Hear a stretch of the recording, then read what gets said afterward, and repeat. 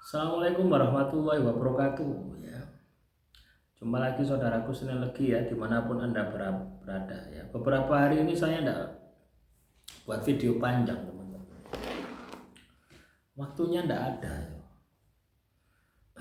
Waktunya tidak ada, video pendek-pendek dok ya. Ini tak sempatkan ada ya. Banyak aktivitas offline ya yang saya lakukan ya. Saya berharap itu bisa membuat video panjang setiap hari gitu ya, supaya Anda ini termotivasi terus ya, terus semangat ya, mengenal jati diri, memperbaiki ekonomi ya, sukses selalu ya teman-teman Senin Legi dimanapun Anda berada. Menanggapi komentar saudara Rizka Nugraha, minta doanya, saya lagi dililit hutang. Nah, itu tidak kena didoa ini kan. Loh ya, Anda minta doa tenang dia ya, kiain dia tidak bisa ya. Yang harus Anda lakukan itu taubat ya. Kalau Anda melanggar perintah Tuhan ya, nah ini loh kadang ya teman-teman ya, kadang itu ada beberapa penyakit itu yang tidak bisa disembuhkan. Itu memang penyakit itu dalam rangka untuk menghukum seseorang. Sama kalau teman-teman Senin Legi kena terlilit hutang, masalahmu akeh, ngawalur masalah, ngwedul masalah, ngulon masalah ya. Jadi seolah-olah masalah itu tidak ada ujungnya, masalah itu tidak ada habisnya. Nah ini itu termasuk hukuman Tuhan ya. Jadi kalau misalkan Anda ini dihukum sama Tuhan, itu kuncinya cuma satu, kuncinya tobat ya.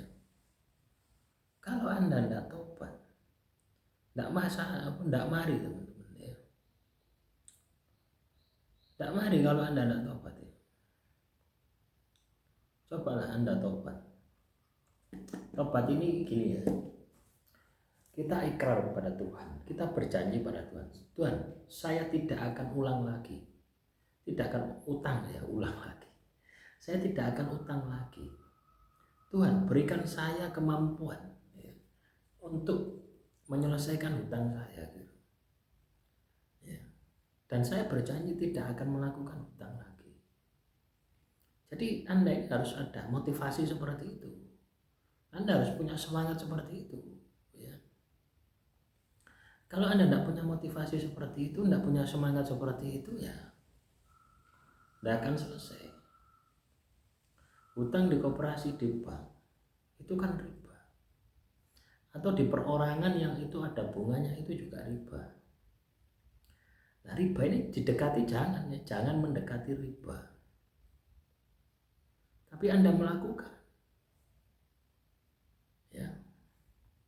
Ini yang dihukumi riba itu tidak hanya orang yang pinjam ya, tapi semua elemen yang terlibat di dalamnya. Mau pegawainya, mau tukang parkir di tempat itu, pokoknya yang ada mata rantai dengan riba tadi, itu dijatuhi hukuman yang sama. Mau kasirnya, mau penagihnya, mau surveinya, pokoknya semuanya.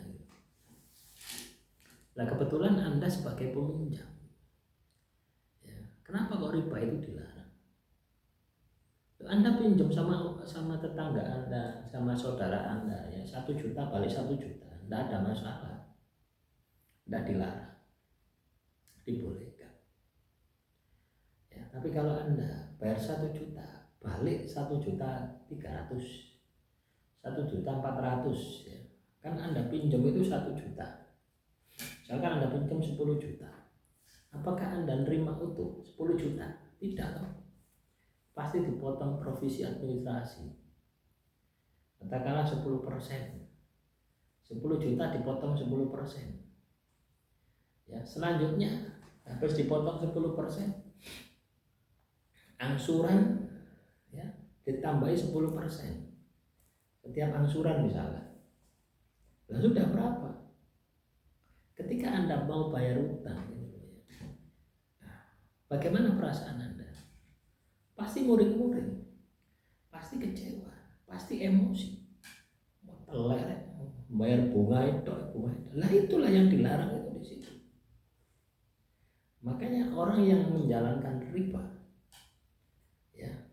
bagi yang katakanlah peminjam, ini kan pihak yang menjadi korban, itu ketika malam gelisah, ya, nggak bisa tidur, kelopak.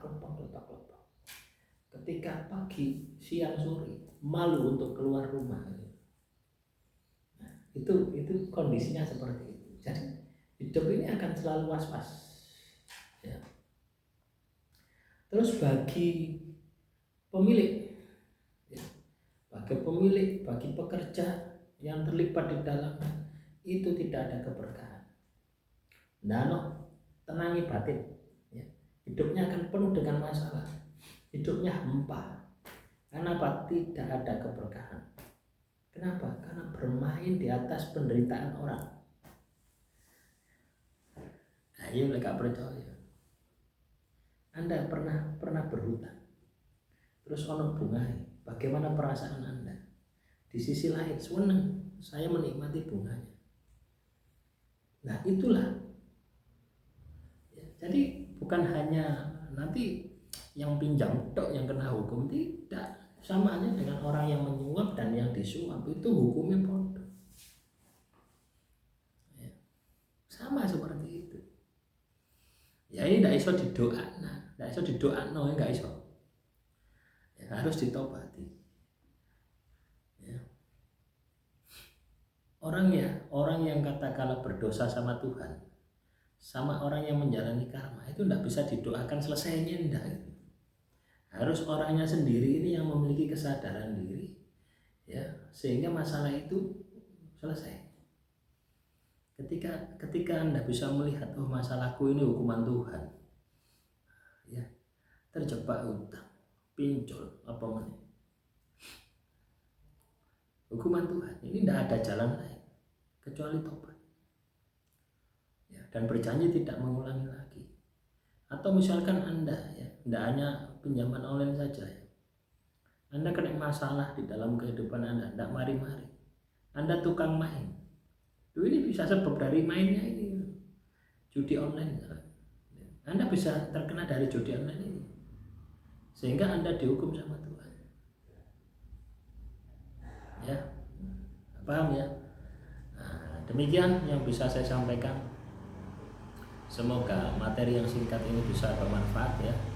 Kurang lebihnya saya mohon maaf. Wassalamualaikum warahmatullahi wabarakatuh. Salam Rahayu, Rahayu, Rahayu.